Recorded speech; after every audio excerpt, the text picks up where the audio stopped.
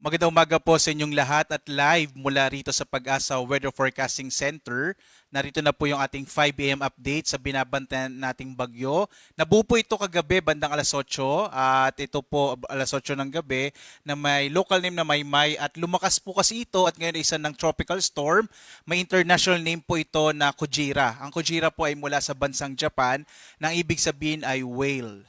At sa ating latest satellite images, makikita po natin na dalawang bagyo pa rin yung minomonitor po natin sa ngayon. Yung isa po ay nasa labas pa ng Philippine Area of Responsibility. Ito yung bagyong Dolphin. Yung international name niya po ay Dolphin. At sa ngayon, posible pa rin po ang na pumasok ito or at least dumaplis dito sa may northern part ng Philippine Area of Responsibility. So hindi pa rin natin inalis yung posibilidad na pumasok ito or gumilid dito sa PAR. At nakikita din po natin na magiging malaki po or magkakaroon ng epekto itong Dolphin, particular na dito sa panibagong bagyo nga po natin, yung bagyong Maymay. Posible po kasi na hahatakin niya pasilangan itong bagyong Maymay at dadaan po ito sa may bahagi po ng kalupaan ng Luzon kung saan maaari itong malusaw. At kahit po malusaw yung bagyo natin by tomorrow, inaasahan pa rin natin yung epekto ng habagat. Kaya po for the rest of the week hanggang Friday until weekend, possible po na medyo maulan pa rin. Lalong-lalo na sa malaking bahagi ng Luzon. Particular na po ito dito sa may western section ng Luzon. So ito pong bagyong Maymay, ang huling lokasyon naman ito ay nasa 170 km west-northwest ng Bacnotan sa lalawigan po ng La Union. Lumakas po ito sa 65 kilometers per hour yung kanyang lakas ng hangin malapit sa gitna. Pagbugso naman na nasa 80 kilometers per hour at medyo mabagal na kumikilos pa timog silangan or timog silangan. Sa nakikita po natin ngayon, marami pa rin pong mga kaulapan. Ito naman po yung hanging habagat or southwest monsoon na pinalalakas po nitong bagyong, itong dalawang bagyo po natin, yung Dolphin, gayon din itong bagyong Maymay. Kaya po ngayong araw, asahan niyo po mga kababayan na magiging maulan pa rin sa malaking bahagi ng Luzon, lalong-lalo na sa may western section po ng northern and central, maging dito sa may southern Luzon, at maging dito sa may kanlurang bahagi po ng Kabisayaan. Samantala, sa iba pang bahagi nating bansa, dito po sa may eastern section po ng Southern Luzon, yung Bicol region, malalabing bahagi ng Kabisayan at malaking bahagi ng Mindanao, localized thunderstorms naman ang mararanasan sa araw na ito.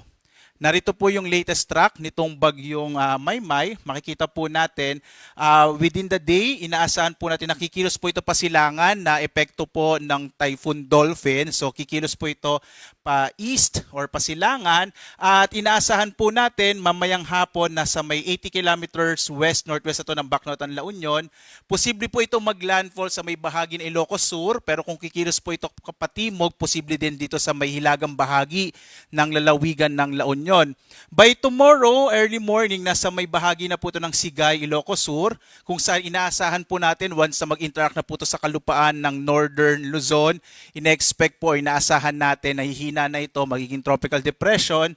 And by tomorrow afternoon po, posibleng nasa may bahagi nito na Isabela bilang isang low pressure area. Kapag nag-interact na po ito sa kalupaan ng Luzon, inaasahan na nga natin yung weakening po nito or yung paghina ng bagyong Maymay at inaasahan po natin by tomorrow ay malulusaw na po ito at magiging isang low pressure area na lamang. Gayon pa man, inaasahan pa rin natin na magiging maulan hanggang bukas dito nga po sa bahagi ng Northern Luzon, dulot ng bagyong Maymay.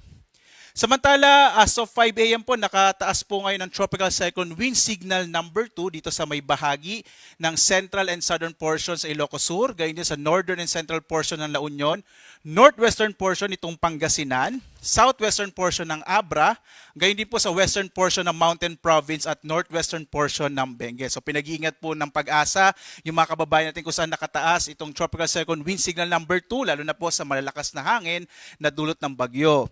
Signal number 1 naman po ngayon sa Ilocos Norte, sa nalalabing bahagi ng Ilocos Sur at ng La Union, gayon din sa nalalabing bahagi ng Pangasinan, sa Apayao, nalalabing bahagi ng Abra, sa buong lalawigan ng Kalinga, nalalabing bahagi ng Mountain Province, Ifugao, nalalabing bahagi ng Benguet, gayon din sa mga lalawigan po ng Cagayan, Isabela, Quirino at Nueva Vizcaya, at sa mahilagang bahagi ng Zambales, ng Tarlac, Nueva Ecija at Aurora. Gayun din po, no, posible po makaranas din maliban sa mga pagbugso ng hangin ay mga pag-ulan dito sa lugar kung saan din po nakataas itong Tropical Cyclone Wind Signal number 1. So mag-ingat po yung mga kababayan natin sa mga posibilidad nga ng mga flash floods and landslides, lalo na po yung mga nasa gilid ng bundok. Samantala naman, bagamat may mga lugar po kung saan wala po tayong nakataas sa Tropical Cyclone Wind Signal, posible pa rin pakaranas ng mga pagbugso ng hangin ngayong araw hanggang ngayong araw.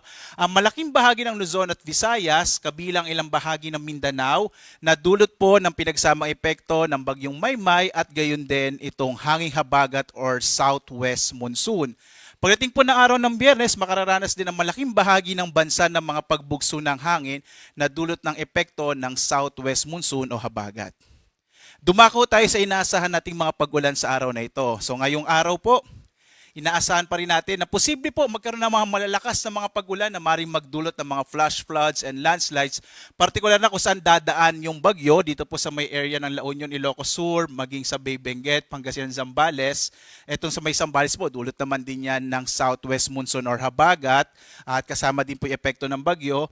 At magpapatuloy din po ngayong araw yung malalakas na mga pag-ulan sa ilang pambahagi ng Central Luzon, ng Cordillera, maging dito sa may bahagi po ng Calabarzon, including Metro Manila at sa may Occidental Mindoro. Bukas, inaasa natin magpapatuloy pa rin yung malalakas na mga pag-ulan dito sa malaking bahagi ng Central Luzon, Cordillera at Ilocos Region, maging sa may bahagi ng Cavite, Batangas, Occidental Mindoro at Antique na dulot po ng hanging habagat.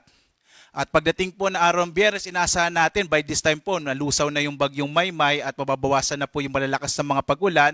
Pero magpapatuloy pa rin yung mga pag-ulang dulot ng habagat, partikular na po dito sa may bahagi ng Ilocos Sur, La Union, Benguet, Pangasinan, Zambales, Bataan, Occidental Mindoro at maging sa lalawigan po ng Antique. So asahan pa rin ng mga kababayan natin, lalong-lalo na sa mga nananahan po dito sa may kanlurang bahagi ng Luzon at Visayas na magpapatuloy po at least yung maulap na kalangitan na may kalat-kalat na mga pag-ulan na dulot po ng hanging habagat. Kaya po mag-ingat pa rin po tayo sa mga posibilidad ng mga flash floods and landslides na dulot ng malalakas na mga pag-ulan. Sa lagay naman po ng ating karagatan, may naka-issue pa rin po tayong gale warning, particular na sa mga lalawigan ng Ilocos Sur, La Union, Pangasinan. So yung mga baybayin po ng mga nabanggit na lalawigan, inaasahan natin na magiging maalon hanggang posible pong umabot hanggang 4.5 meters yung taas ng alon ng karagatan sa bahaging ito ng ating bansa na ito po ay dulot ng bagyong Maymay. Kaya pinag-iingat po, lalong-lalo na yung mga maliliit na sasakyang pandagat, maliliit na mga bangka, huwag mo na ho kayong pumalaot para makaiwas sa panganib na dulot ng malalakas na alon. At patuloy pa rin po ang ating pagbibigay ng update dito sa bagyong Maymay na may international name na Kojira. Ang next update po natin mamayang alas 8 ng umaga. Patuloy po kayo mag-update. Gayon din sa iba pang mga platforms ng Pag-asa gaya ng X, Facebook, YouTube at sa websites po. Nagbibigay tayo ng update din po tungkol sa mga heavy rainfall warning, thunderstorm advisories, rainfall information at gayon din sa flood advisories sa buong bansa. Real time nakamapa po yan. So sundan nyo lang po itong iba't ibang mga social media platforms at websites ng Pag-asa. At live naman nagbibigay update mula po rito sa Pag-asa Weather Forecasting Center. Ako si Obet Badrina. Maghanda po tayo lagi para sa sangligtas na Pilipinas. Maraming salamat po. Have a blessed Wednesday sa inyong lahat.